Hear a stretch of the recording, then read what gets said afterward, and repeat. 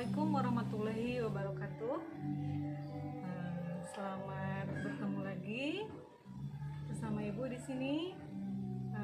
Kita bertemu dalam kajian keputrian yang sudah rutin kita laksanakan ya. Apa kabar semuanya hari ini? Mudah-mudahan semuanya berada di dalam keadaan sehat walafiat, berada di dalam lindungan Allah Subhanahu wa taala. Amin ya Allah. Terima kasih kepada teman-teman teteh-teteh pengurus OSIS yang baru ya, sudah memfasilitasi untuk terlaksananya kegiatan ini, acara keputrian, walaupun masih kita laksanakan secara online ya. Baik, di dalam kesempatan kali ini Ibu akan mengambil sebuah tema tentang adab bagi seorang wanita muslimah. Nah, sebenarnya adab ini banyak. Di antaranya ada adab berpakaian, kemudian ada berbicara, lagi ada adab keluar rumah, adab terhadap diri sendiri, dan lain sebagainya. Nah, yang akan Ibu bahas kali ini lebih ke adab tentang tata cara adab, bagaimana kita berbicara yang baik bagi seorang muslimah. Nah, berdasarkan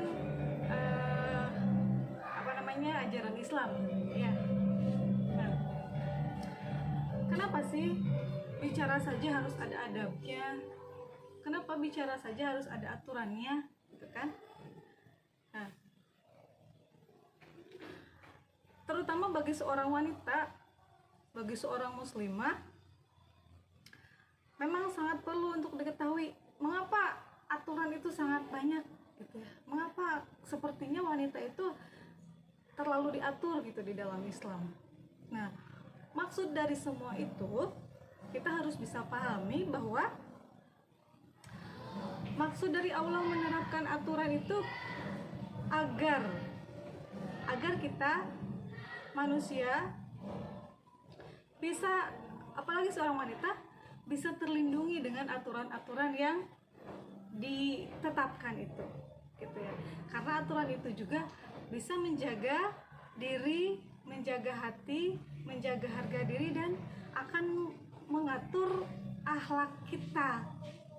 Mengatur akhlak kita, apakah akhlak kita sesuai ataukah belum dengan aturan yang ditetapkan oleh syariat Islam. Nah, apalagi seorang wanita, karena wanita itu adalah sebuah perhiasan dunia kan. Sebaik-baik perhiasan yang ada di dunia adalah wanita yang soleha. Nah, Allah hanya ingin kita sebagai seorang wanita muslim itu menjaga diri, menjaga semua yang sudah Allah berikan kepada kita. Oleh sebab itu maka Allah memberikan aturan kepada kita selaku wanita, dan sudah seharusnya kita itu bersyukur dengan adanya aturan Allah tersebut, begitu ya, sehingga kita nantinya bisa lebih terjaga dari segala godaan setan yang akan menimbulkan berbagai tindak kemaksiatan dan lain sebagainya. Dalam berkomunikasi nih ya, dalam berkomunikasi, komunikasi sesama manusia, interaksi sesama manusia, karena kita adalah makhluk sosial, makhluk yang tidak bisa hidup sendiri, makhluk yang akan selalu membutuhkan keberadaan orang lain dimanapun dan kapanpun, manusia yang akan selalu membutuhkan kontribusi dari orang lain untuk pemenuhan kebutuhan kita sehari-hari.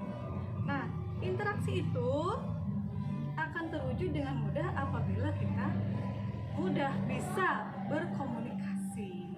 Nah, komunikasi inilah yang harus kita atur. Komunikasi kita sebagai seorang muslim kita atur. Bagaimana caranya kita berkomunikasi dengan lisan yang baik dan benar menurut ajaran Islam.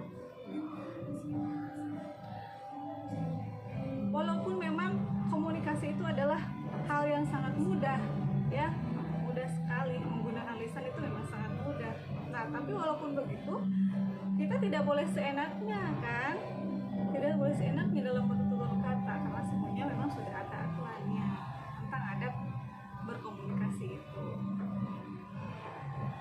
Rasulullah sebagai teladan, sebagai uswatun hasanah juga sudah mengajarkan bahwa kita memang harus berbicara dengan lemah lembut. Kenapa? Agar lawan bicara kita bisa menerima, kemudian bisa bisa menerima apa yang kita sampaikan dengan baik. Yang pertama, ada bicara. Bagaimana sih kita seorang muslimah itu kalau berbicara tuh harus bagaimana? Yang pertama adalah caranya berbicaralah seperlunya. Jangan terlalu banyak berbicara. Apalagi berbicara hal-hal yang tidak ada faedahnya. Berbicara hal-hal yang belum tentu kebenarannya. Gitu. Karena dengan banyak berbicara itu akan berpotensi menimbulkan pembicaraan yang menyeret-nyeret ke dalam bicara dusta. Semakin banyak berbicara, semakin besar kemungkinan kita berbohong. Ya.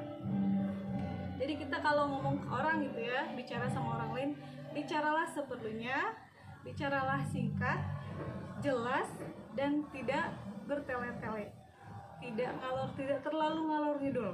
Jadi kalau kita misalkan menyampaikan informasi, sampaikan informasi yang langsung to the point gitu ya, tidak usah bertele-tele.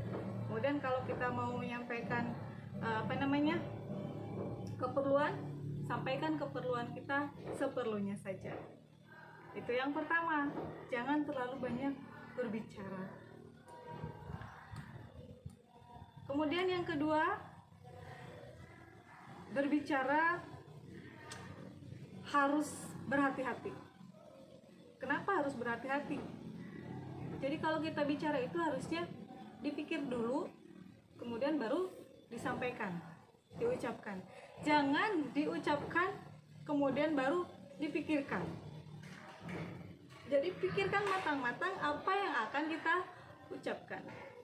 Setelah itu baru kita mengucapkannya, bilang apakah memang itu perlu untuk diucapkan ataukah tidak terlalu penting untuk diutarakan, gitu ya. Jadi harus berhati-hati supaya kita mengatakan hal-hal yang positif, kemudian tidak menyinggung perasaan orang lain. Maka dari itu harus dipikir dulu, apakah yang kita bicarakan ini, yang akan kita sampaikan ini bisa menyinggung perasaan orang lain, mungkin bisa menyakiti hati orang lain, walaupun mungkin di dalam hati kita tidak ada niatan untuk menyakiti atau menyinggung perasaan orang yang kita ajak bicara. Jadi harus hati-hati dan memilih kata yang terbaik, memilih kata-kata yang terbaik dalam menyampaikan pembicaraan kita. Kemudian kalau misalkan sekiranya kita tidak mampu berbicara dengan baik, atau biasanya bibir kita tuh gatal gitu ya, gatal ketika mendengarkan orang bergosip, maka sebaiknya kita pergi ya, kita tinggalkan kumpulan orang yang sedang bergosip sebelum kita terpacu atau terpancing untuk mengikuti obrolan tersebut. Jadi kita harus menjauhi hal-hal yang seperti itu. Jangan turut mendengarkan dan jangan turut membicarakan. Hindari hal-hal seperti itu. Jangan bergosip ya. Ada hadis yang mengatakan bahwa siapa yang beriman kepada Allah dan hari akhir, maka hendaklah ia mengatakan hal-hal yang baik, atau kalau tidak mampu mengatakan hal-hal yang baik, maka lebih baik mulut kita diam saja. Jadi berbicara yang baik, berbicara yang positif, atau diam, pilihannya. Kemudian yang ketiga, adab dalam berbicara adalah menghindari perkataan dusta. Nah ini ya, karena berdusta itu merupakan salah satu tanda-tanda orang munafik. Seperti sudah kita ketahui, tanda-tanda orang munafik itu ada 3. Yang pertama, apabila berbicara ia berdusta. Kemudian apabila berjanji ia mengingkari. Dan yang ketiga, apabila diberi kepercayaan ia berkhianat. Nah itu ciri-ciri tanda-tanda orang yang munafik. Jadi kita jangan sampai memiliki salah satu dari ketiga ciri-ciri tersebut ya. Kita sebagai wanita muslim, kita harus menjauhkan diri dari hal-hal yang akan menimbulkan kita untuk berbicara dusta.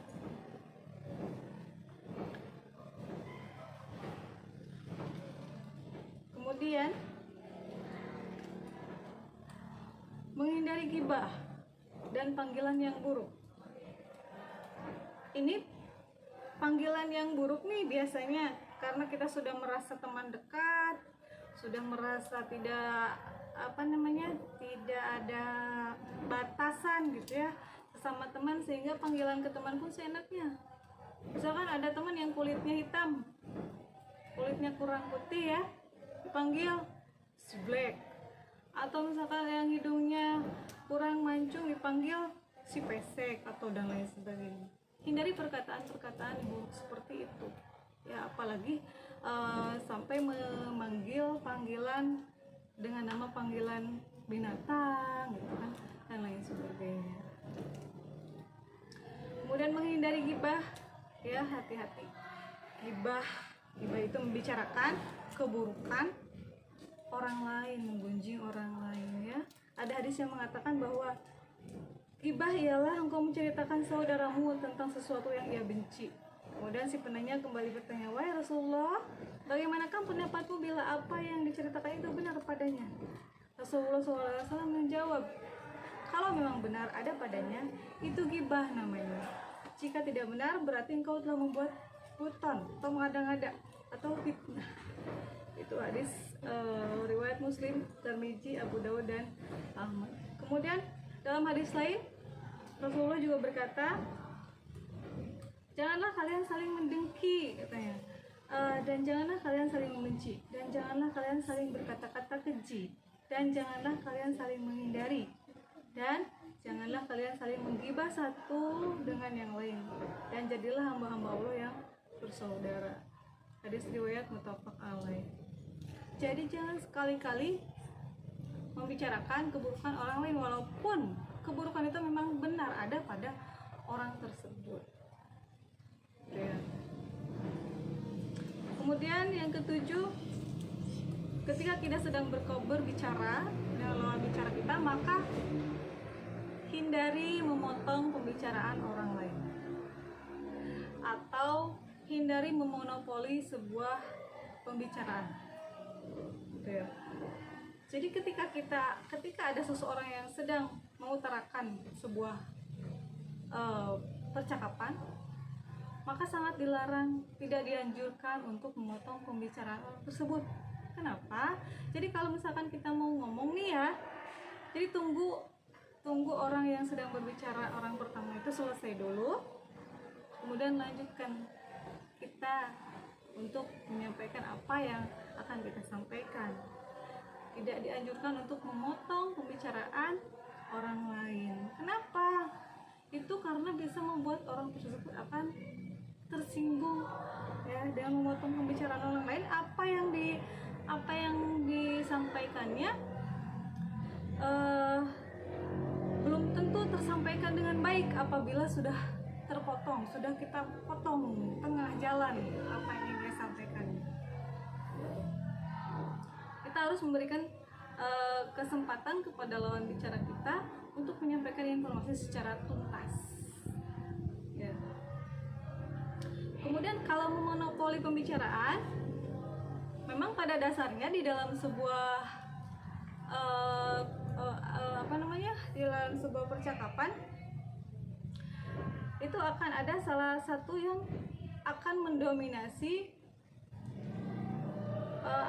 percakapan tersebut, gitu ya. Kalau memonopoli pembicaraan berarti ingin menguasai pembicaraan tanpa mempedulikan orang lain.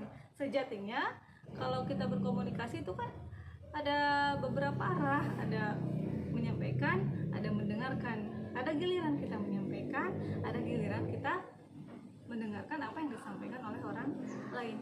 Kita jangan nyerocos aja ngomong tanpa mempedulikan orang lain yang ingin menyampaikan pendapat, yang ingin menyampaikan informasi dan lain sebagainya. Jadi harus ada timbal balik antara penyampaian dengan pendengaran kita. Kemudian jika memang apa yang disampaikan itu berbobot, gitu ya, kita harus konsen gitu ya ketika mendengarkan pembicaraan orang lain. Tidak ada aktivitas lain ketika kita mendengarkan pembicaraan orang lain. Kemudian